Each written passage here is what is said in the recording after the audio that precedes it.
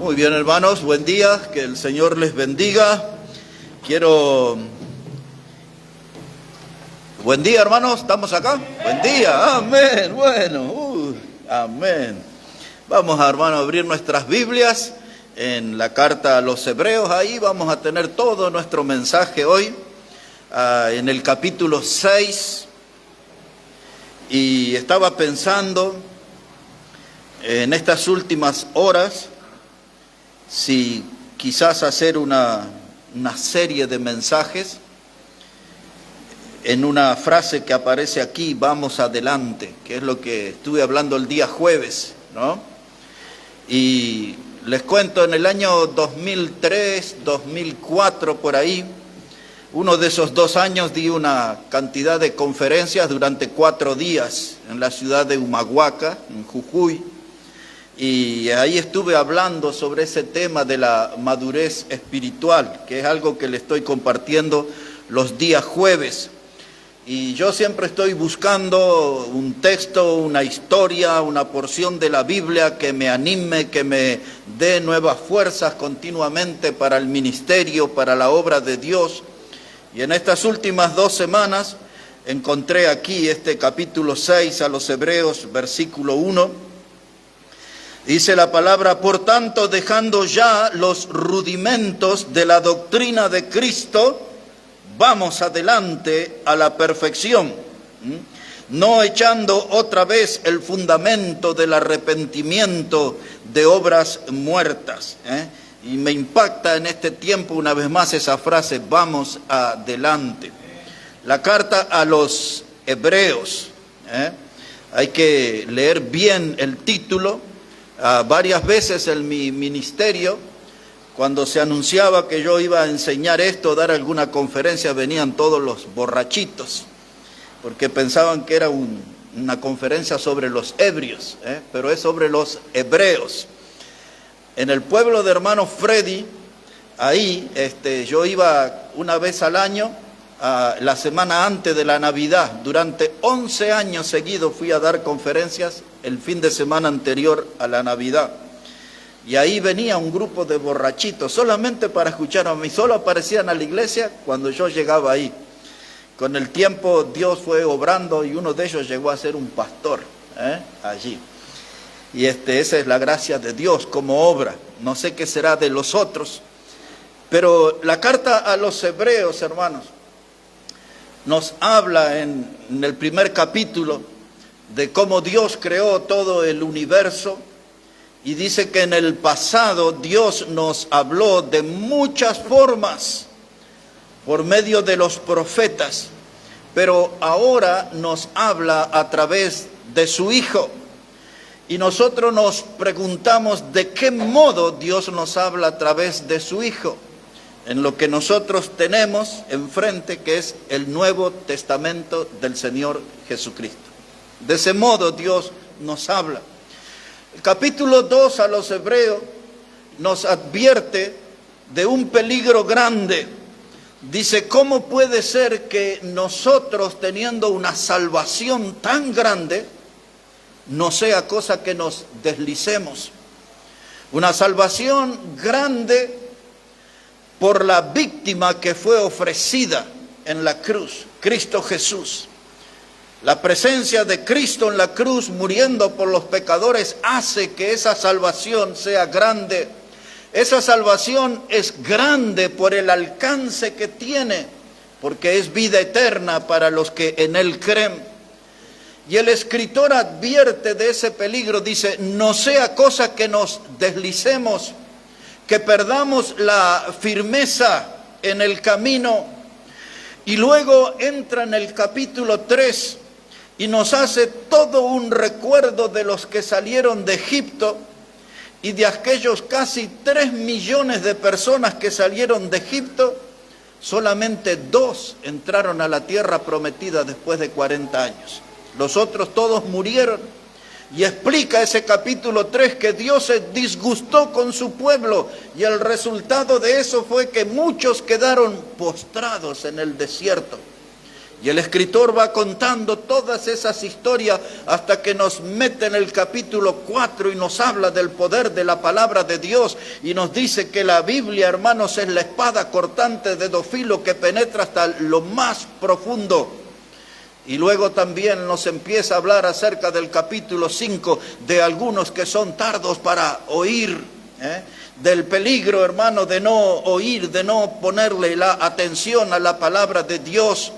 Y llega en este capítulo 6 y nos anima a nosotros a ir adelante. Y luego nos habla del sumo sacerdote de Cristo, de aquel que se compadece y está atento a cada una de nuestras necesidades.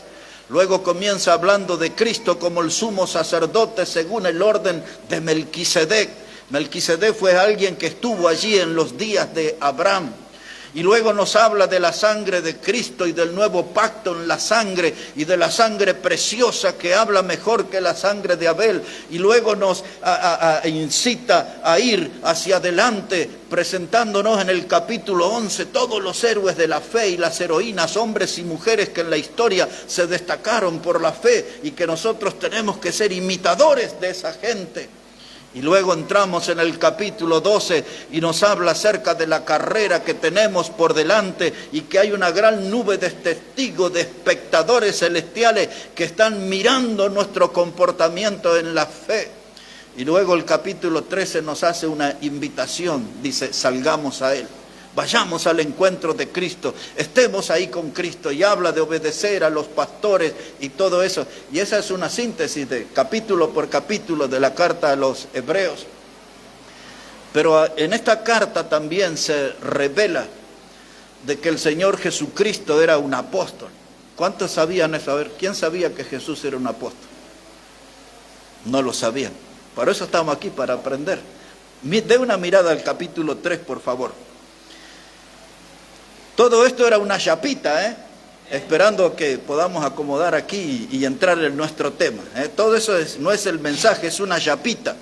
Capítulo 3, versículo 1. Observe cómo dice ahí, Hebreos 3, verso 1. Dice, por tanto, hermanos santos, participantes del llamamiento celestial. ¿Se acuerdan ayer? Dios nos llamó a su gloria eterna. Dice, considerad al apóstol y sumo sacerdote de nuestra profesión. ¿Quién es ese? Dice ahí su Biblia, Cristo Jesús. Ahí está, presentado como el apóstol y el sumo sacerdote. Ahora bien, hermanos, ya nos preparamos para hablar de nuestro mensaje de hoy. Hoy el título de nuestro mensaje será Memoria y un alivio cercano. Ese es el tema que quiero compartir con ustedes en esta mañana, sobre memoria y un alivio cercano. Hebreos capítulo 10, ahí nos vamos a concentrar en todo nuestro mensaje en esta mañana. Hebreos el capítulo 10, y vamos a comenzar a leer el versículo 32.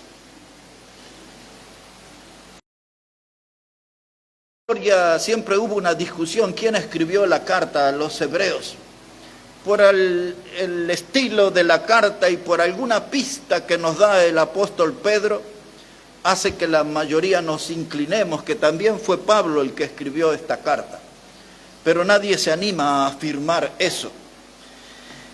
Y el escritor a los hebreos nos cuenta sobre aquellos judíos que reconocieron a Cristo como el Salvador y dejaron a un lado aquella religión de sus padres y empezaron a ser militantes en la fe en Cristo. Manifestaban ellos sus convicciones hablando acerca del Evangelio, de la muerte de Cristo, de la resurrección y de la salvación eterna. El resultado de esa prédica fue la persecución. Estos hermanos nuevos en la fe sufrieron una persecución religiosa por parte de los judíos y también sufrieron una persecución política por parte de los romanos. Muchos de ellos tuvieron que exiliarse, muchos de ellos tuvieron que expatriarse, cruzar las fronteras para a sobrevivir en medio de la persecución. El tiempo pasó y algunos de ellos comenzaron a flaquear en su fe y empezaron a considerar en sus mentes la posibilidad de abandonar la fe y volver a su vieja religión. Y en ese contexto, en ese marco histórico, fue escrita esta carta. Y aquí el predicador, el escritor de esta carta, le va a hacer un baño de memoria a esos hermanos para que las persecuciones no le hagan abandonar la fe, porque pronto vendrá un alivio cercano. Nuestro tema entonces, memoria y alivio cercano. Comenzamos, verso 32. Dice la palabra: pero traed a la memoria los días pasados, en los cuales después de haber sido iluminados, sostuvisteis gran combate de padecimientos, por una parte ciertamente con vituperios y tribulaciones fuisteis hecho espectáculo, y por otra llegasteis a ser compañeros de los que estaban en una situación semejante, porque de los presos también os compadecisteis, y el despojo de vuestros bienes sufristeis con gozo, sabiendo que tenéis en vosotros una mejor y perdurable herencia en los cielos. No perdáis pues vuestra confianza, que tiene grande galardón, porque os es necesaria la paciencia para que, habiendo hecho la voluntad de Dios, obtengáis la promesa. Porque aún un poquito de tiempo, y el que había de venir vendrá y no tardará. Porque aún un poquito de tiempo, el que había de venir vendrá y no tardará. Ahí está la conexión del verso 32, que dice: pero traed a la memoria, y ahora el alivio cercano es un poquito de tiempo, y el que había de venir vendrá. Entramos ahí en el tema, memoria. Memoria, hermano, es lo que necesitamos tener en tiempo de aflicción. El pedido del escritor es: traed a la memoria los días pasados. En otras palabras, él les está pidiendo: recuerden cómo fue su encuentro con Cristo. Recuerden qué clase de vida tenían. No pierdan de la memoria el estilo de vida que llevaban, el estilo de vida pecaminoso, un estilo de vida de perdición, un estilo de vida con un final de condenación, hasta que Cristo apareció en su vida y todo cambió. Cristo apareció en su vida y nacieron de nuevo, se volvieron nuevas criaturas, se volvieron hijos de Dios, y empezó en su vida un andar alegre. La sonrisa estaba en los labios, el gozo estaba en el corazón, la fuerza estaba en el alma, y ustedes eran militantes de la fe y salían a dar testimonio de aquel encuentro salvador con Cristo. Dice: no pierdan de su memoria esa, traed a la memoria los días pasados, cuando empezaron a dar los primeros pasos en el cristianismo, cuando empezaron a aprender la Escritura y empezaron a entender el amor de Dios y la obra de Cristo muriendo en la cruz para salvar al pecador. Traed a la memoria esos días, que no se borre de la memoria de ellos ni de la nuestra aquellos días. Como se mencionó en esta mañana en el púlpito, el primer amor. El primer amor por Cristo, el primer amor por Dios, el primer amor por la Biblia, el primer amor por la iglesia, el primer amor por los hermanos en la fe, el primer amor por aquellos que aún están perdidos en el pecado. Sentimos un amor y sentimos esa inquietud para que ellos vengan y conozcan a Cristo como el Salvador. No se debe perder el primer amor, el fervor del primer amor. No se debe perder el fuego del primer amor. Por eso dice el escritor a los hebreos y a nosotros en esta mañana: traed a la memoria los días pasados. Cuando dejamos aquellas músicas mundanas y vinimos y aprendimos salmos y aprendimos himnos y aprendimos cánticos espirituales. Cuando algunos tuvieron que dejar atrás los mostradores y los vicios y ahora están abrazados a la fe y a la palabra de Dios. Los días pasados no me puedo olvidar de donde Cristo me salvó, de donde Él me rescató. Tengo que tener memoria de ese tiempo. Y entonces agrega ahí el escritor, otra vez verso 32, dice: pero traed a la memoria los días pasados, en los cuales después de haber sido iluminados, sostuvisteis gran combate de padecimiento. Esa palabra iluminados que aparece aquí es una referencia al paso hacia el bautismo. Cristo nos salvó, somos nuevas criaturas en Cristo. Y luego, para mostrar nuestra obediencia al Señor, pasamos por las aguas del bautismo. Fuimos iluminados, dimos señales públicas de que comenzamos una nueva vida en Cristo. Porque eso es el bautismo, es un testimonio público de mi fe en Cristo, es un testimonio público de que Jesús es mi Salvador. Y luego que ellos fueron iluminados, dice la Escritura, se desató un gran combate de padecimientos. Los enemigos se abalanzaron sobre ellos y quisieron apagar la fe y quisieron apagar todo aquel fervor espiritual que había en los hermanos. Como les dije, la persecución religiosa por los judíos, la persecución política por parte de los romanos, querían ver al cristianismo sepultado, la fe sepultada y a sus seguidores sepultados. Y entonces el escritor dice: traed a la memoria cuando Cristo les salvó, los sacó de la muerte y los trajo a la vida, los sacó de las tinieblas y le trajo a su luz admirable, les sacó del camino de perdición hacia el infierno y ahora los hizo ciudadanos del cielo. Traed a la memoria, no se olviden de eso, de esos días pasados. Tenemos que vivir eso nosotros hoy con gratitud. Y ahora dice el versículo 33 que hemos leído, dice: por una parte, ciertamente con vituperios y tribulaciones fuisteis hecho espectáculo. Vituperios habla de ofensa, habla de humillaciones. Dice ahí con vituperios y tribulaciones. La palabra tribulación en el contexto se refiere a una fuerza que aplasta. Y es eso lo que el diablo quiso hacer. Quiso no solamente aplastar la fe de los hermanos, los quiso aplastar a los hermanos mismos. Y aquí aparece la palabra que lo demuestra, es la palabra espectáculo. En el idioma griego, como fue escrito este texto, la palabra espectáculo es la palabra griega teatrón, de donde tomamos para nosotros la palabra teatro. El teatro principal de los romanos era el Coliseo, del cual sobreviven sus ruinas todavía. Y allí, como ustedes saben, nuestros hermanos en la fe eran espectáculo, porque los emperadores de Roma le ofrecían al pueblo la frase conocida: pan y circo. Le daban la comida y traían a los gladiadores y traían a los cristianos para que fueran devorados públicamente por los perros rabiosos y por los leones. Y aquel era el espectáculo que el mundo festejaba, de cómo eran muertos y devorados los hijos de Dios en el Coliseo.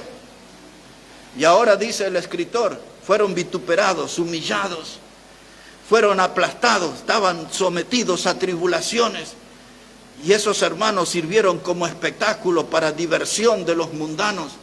Pero había algo que el mundo nunca pudo entender: cómo esos hermanos en la fe morían cantando. Oh, estaban ahí todos mirando, y cómo esa gente va a morir ahora, y están ahí cantando, están felices, porque ellos estaban dando un testimonio de Cristo, y ellos estaban, hermanos, con el gozo de la misión cumplida. Entrarían al cielo con el gozo, con la satisfacción de haber cumplido con su Salvador. Estos no eran militantes emocionales, eran militantes en la fe, eran hombres y mujeres con corazones agradecidos de que Jesús era su Salvador. Y si bien para el mundo fue espectáculo, ellos estaban dando un testimonio de que su cristianismo era verdadero, no era algo fingido, no era algo emocional, no era algo temporal. Ellos estaban de verdad en la fe, tomando la cruz y siguiendo a Cristo cada día. Y ese es el ejemplo para nosotros en esta mañana. Dice: traed a la memoria aquellos días pasados. los primeros pasos que dimos con el Señor, esa alegría que contábamos a otro, conocimos a Cristo, tenemos una Biblia, tenemos una congregación, estoy conociendo gente también que es parte de la familia de Dios, ya no son de aquella gente del pecado, de la oscuridad, de los vicios, de las adicciones, aquella gente que estaba encadenada a la inmoralidad, ya no tengo nada que ver con ese mundo, ahora estoy en el camino del Señor, estoy en la casa de Dios, Cristo lo logró, Él me salvó, Él me transformó. Tengo que tener eso en mi memoria. En mi memoria. Si Cristo no hubiese llegado a mi vida, ¿dónde estaría hoy? En mi caso seguramente ya no estaría hace muchos años en esta vida. ¿Dónde estaría usted si Cristo no hubiese llegado a su vida y se hubiese hecho el Salvador de su vida? Traed a la memoria los días pasados, dice, en que fuisteis iluminados, y dice, y padecisteis gran combate de padecimiento. El verso 34 dice, porque de los presos también os compadecisteis. Este era el testimonio de los hermanos. Nosotros aquí, hermanos, ni siquiera nos mandamos un mensaje en el WhatsApp, no nos llamamos, no nos visitamos, vivimos como desconectados en los días de las comunicaciones. Pero estos hermanos, arriesgando su vida, dice, de los presos os compadecisteis. Cuando Pablo mencionó a aquella gente de nombre extraño, pero que fueron grandes hombres de Dios, Onesíforo, era uno de ellos, un nombre extraño, pero un gran cristiano. Y este hombre le visitó en la cárcel, el otro fue Epafrodito. Y esa gente, hermano, sabía que su cabeza sobre sus hombros corría riesgo en ir a visitar a Pablo en la prisión. O a cualquiera de los hermanos en la fe que eran visitados, el visitante podría terminar muerto en esa visita. Y ellos dicen, ustedes estaban en serio, no les importó arriesgar su vida, dice, de los presos os compadecisteis. Porque el cristianismo en ese tiempo era visto como una religión ilegal y criminal. Pero los hermanos en la fe iban a ver a los que estaban presos, porque ellos tenían el amor de Dios en sus corazones y no le importaba arriesgar la vida, lo que le importaba era mostrarle el amor de Dios al hermano en la fe que estaba en prisión, no por delincuente, sino por ser un predicador de la palabra de Dios. Este pasaje, todo este pasaje, es una exhortación para cada uno de nosotros y para que miremos qué estilo de vida llevaron ellos delante de Dios y qué clase de cristianismo estamos viviendo nosotros. Deberíamos vivir igual que ellos. Deberíamos tener la misma temperatura espiritual que ellos tenían. Deberíamos nosotros tener el mismo nivel de compromiso con Dios que ellos tenían. Debemos nosotros estar tan en serio como ellos estuvieron, comprometidos con la fe, con la causa de Cristo, y daban su vida con gozo por su Salvador. Estos estaban en serio. Por eso traemos este pasaje en esta mañana, para cotejar con nuestro estilo de vida. Porque este era el cristianismo auténtico, este era el cristianismo puro. Este es el cristianismo bíblico. Y a ellos tenemos que parecernos. Dice ahí la palabra de Dios, dice, de los presos os compadecisteis. Y ahora observe esto, hermano, dice el verso 34. Porque de los presos también os compadecisteis y el despojo de vuestros bienes sufristeis con gozo. Hermanos, dice el despojo de vuestros bienes, porque ellos eran perseguidos, hermanos, por ejércitos a veces, y eran obligados a instalarse en los montes, perderse en alguna cueva, y dejaban todas sus posesiones, y venían los enemigos y se llevaban toda su cosecha, arruinaban sus campos, derrumbaban sus casas, y dice el escritor, dice, el despojo de vuestros bienes padeciste con gozo. A usted le robaron el celular, pierde el celular, dice, no voy más a la iglesia, Dios no me ama. Se durmió en el colectivo, perdió el celular, dice, ¿cómo puede ser que Dios permitió eso? No voy más a la iglesia. Hermanos, esto lo perdían todo, y seguían al Señor hasta el final. Era gente que estaba en serio, dice, y el despojo de vuestros bienes lo sufriste, pero con gozo. Con gozo, nunca perdieron la alegría de seguir al Señor, nunca perdieron la alegría de servir a Dios. A pesar de las adversidades, se encargaron de mantener el gozo en el corazón para servir a Dios. Y agrega algo más el verso 34, observe. Dice la palabra, sufristeis con gozo, sabiendo que tenéis en vosotros una mejor y perdurable herencia en los cielos. La adversidad, hermano, era mitigada diciendo, listo, me robaron, lo perdí todo a nivel material, pero hay una herencia en los cielos. Lo que hablamos ayer de 1 de Pedro 5:10, dice que Dios nos llamó a su gloria eterna. Allá en esa gloria eterna hay una herencia en los cielos que nos espera. Y estos dicen, ¿qué importa que pierda lo terrenal? Pero lo que yo voy a heredar, dice el apóstol Pedro, es una herencia, hermano, que inmarcesible, dice, quiere decir que no se marchita. Y dice que está allí firme en los cielos para nosotros. Y esta gente, hermano, vivía con eso. Sabía que en la tierra eran extranjeros y eran peregrinos. Sabían que en la tierra estaban allí de paso. No se preocupaban por echar raíces porque había una herencia que les esperaba en los cielos. Ese es el ejemplo para nosotros, para los que nos desesperamos y nos afanamos por las cosas materiales, que vivimos con la mirada en don dinero, que miramos continuamente las cosas del mundo y los que tienen los mundanos para ver qué podemos tener que tienen los mundanos. Y entonces eso nos aleja del cristianismo verdadero. Estos tenían la mirada en el galardón, tenían la mirada en la herencia celestial. Ellos nos están enseñando cómo vivir la vida cristiana. Ellos nos están enseñando lo que es el cristianismo puro. Por eso hemos traído este pasaje aquí en esta mañana, que dice así en el verso 35. Y esta frase es clave. La frase clave es, no perdáis pues vuestra confianza, que tiene grande galardón. No pierdan vuestra fe.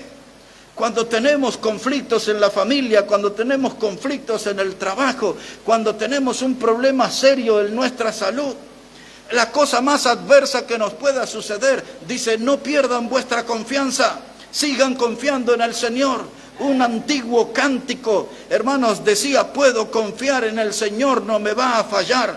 Aunque el sol llegue a oscurecer, yo igual confío en el Señor, no me va a fallar. Esta gente era de ese estilo, de esa clase de fe. Dice que ellos tenían su confianza y tenían su mirada en el galardón. Porque este tiempo que ellos vivían y el que nosotros vivimos es tiempo de llevar cruces. Pero pronto vendrá el día donde llevaremos coronas. Como dice uno de nuestros himnos, su corona el Señor me dará. La corona el Señor me dará. No perdáis vuestra confianza. Hermanos, por los días que vivimos en este siglo XXI, es muy importante mantener la confianza en el Señor. No en un sistema religioso, no en un sistema de culto. Yo tengo que conservar mi mirada en el Señor. Por eso es este mismo libro de los Hebreos, donde en el capítulo 12 y el verso 2 dice, vivir puesto los ojos en Jesús, el autor y consumador en la fe. Puesto los ojos en Jesús. No perdáis vuestra confianza. No estén mirando ahí al hombre. No estén mirando qué es lo que hacen otros hermanos. Usted viva la vida con los ojos puestos en Jesús. Esa es la forma de hacerlo. Ese es el modo correcto. Y ahora dice el versículo 36. Dice, porque es necesaria la paciencia. Porque habiendo hecho la voluntad de Dios, obtengáis la promesa. La promesa de la gloria eterna. La promesa de la salvación eterna. Dice, pero no pierdas la paciencia. Esta mañana queríamos ver algo ahí en el internet y le digo ahí al hermano Omar, qué paciencia, ¿no? Porque no terminaba de aparecer lo que queríamos encontrar ahí. Y hasta a veces, hermano, cuando no nos atienden del otro lado, cuando enviamos un mensaje y nos dejan el visto, hay tantas cosas tan tontas por las cuales perdemos la paciencia. Pero dice aquí, en medio de la persecución, en medio de las desgracias que nos pisan los talones, dice, ustedes no pierdan la paciencia, manténganse firmes. Santiago escribía en su carta que el labrador para ver el fruto de la tierra tiene que esperar, tiene que tener paciencia. No se siembra zapallito y se los cosecha una semana. Hay que tener paciencia, hay un proceso, hay un tiempo para ver el fruto. Y nosotros como hijos de Dios tenemos que ejercitarnos en la paciencia, porque nosotros somos parte de la cultura del ayer. Cada vez que tenemos una necesidad, dice, ¿y para cuándo lo necesita? Para ayer. Vivimos, hermano, en esta cultura de lo urgente.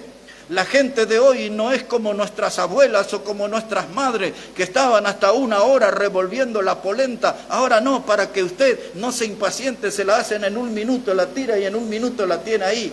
Usted, para que no pele las papas y se ensucie las manos y le queden tierrita en las uñas, le venden el puré de papa en bolsita. Somos la generación de lo urgente. No tenemos paciencia para nada. Subimos caminando la escalera en un edificio porque no tenemos paciencia para esperar el ascensor que desciende. Hermanos, pero en medio de la persecución, de las tribulaciones, dice, ustedes tengan paciencia, porque hay una herencia en el cielo que está asegurada hasta que obtengáis la promesa. Memoria, memoria. Memoria de los días pasados, memoria de mi encuentro con el Señor, memoria del paso que di de fe al bautizarme, memoria cuando me animé a venir con la Biblia a la iglesia sin importarme lo que digan los vecinos o los que vienen en un colectivo junto conmigo, memoria de encontrarme con mis hermanos y reconocerlos como tales. Son mis hermanos en la fe, son hijos de Dios, somos miembros de la misma familia, fuimos comprados por la misma sangre preciosa de Cristo. Tenga memoria de esos tiempos hermosos que pasamos aquí cantando juntos al Señor. Podemos desentonar, podemos desafinar, pero nadie puede negar que le estamos cantando a nuestro Salvador. Tened memoria, porque todas esas cosas las vivimos desde que Cristo es nuestro Salvador. Tened memoria. Y ahora mire cómo dice la palabra de Dios, versículo 37.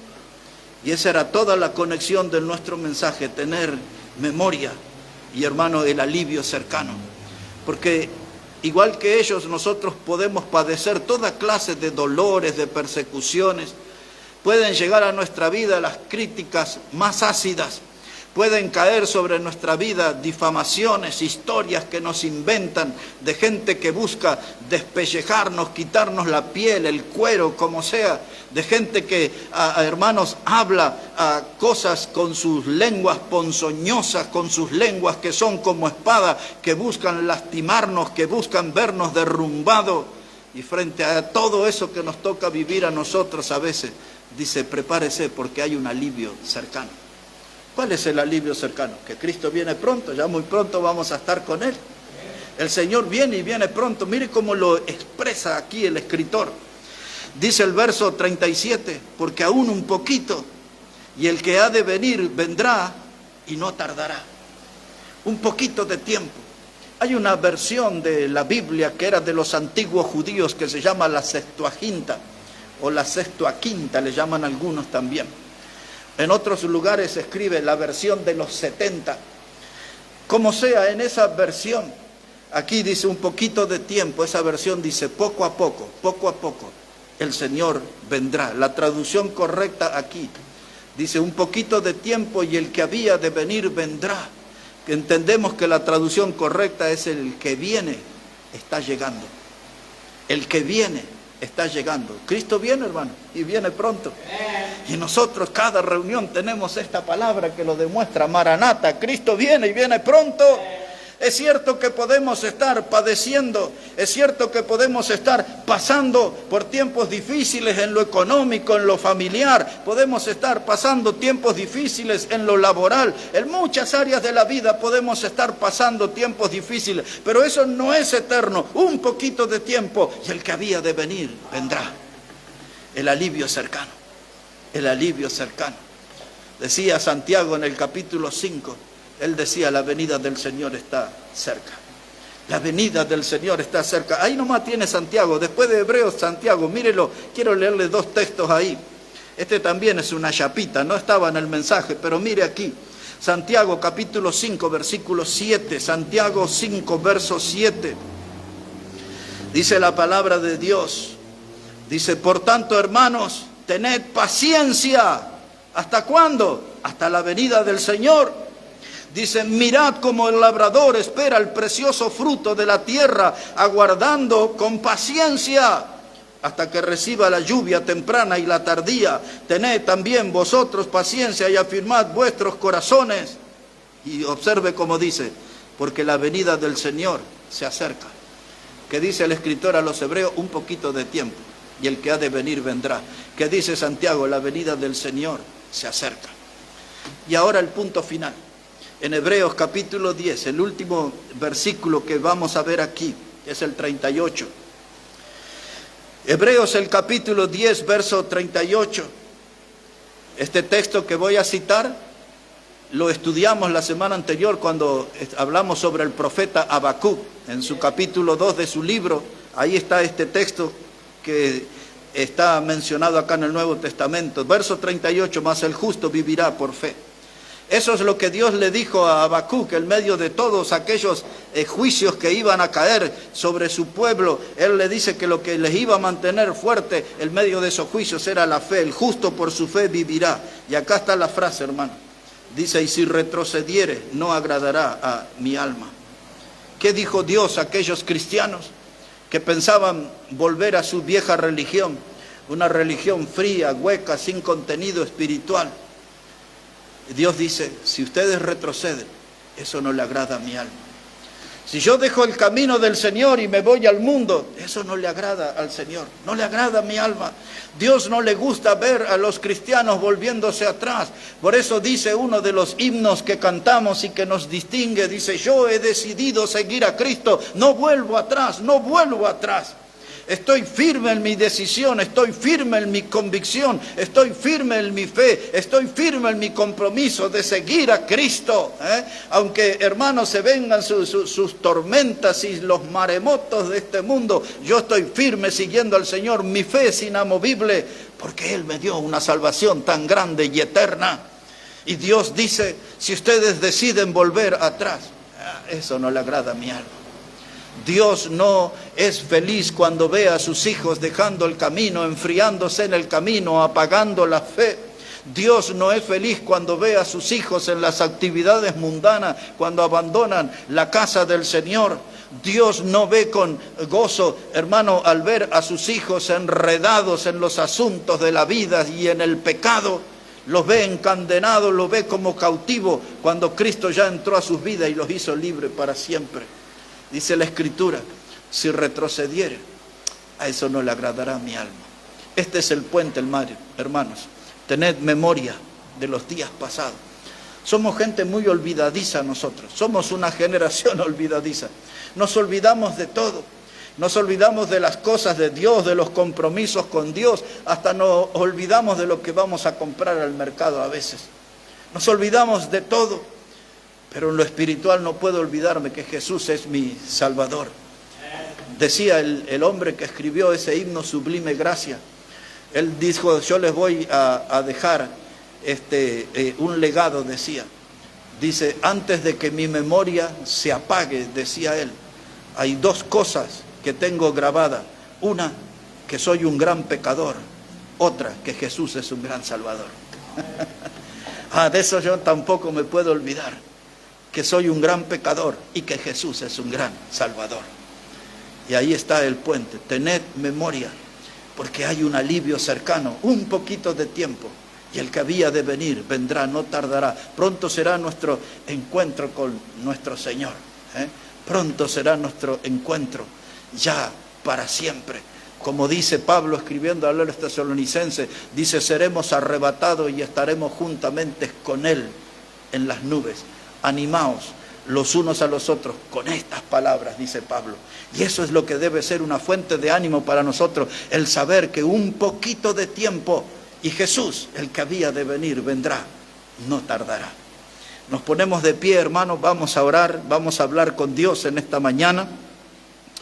Vamos a dar gracias por su palabra y gracias por el ejemplo de tantos hombres y mujeres que nos dejaron esa huella para seguir, que nos dejaron este legado, este nivel de compromiso que debe tener un auténtico creyente, alguien que vive en la fe.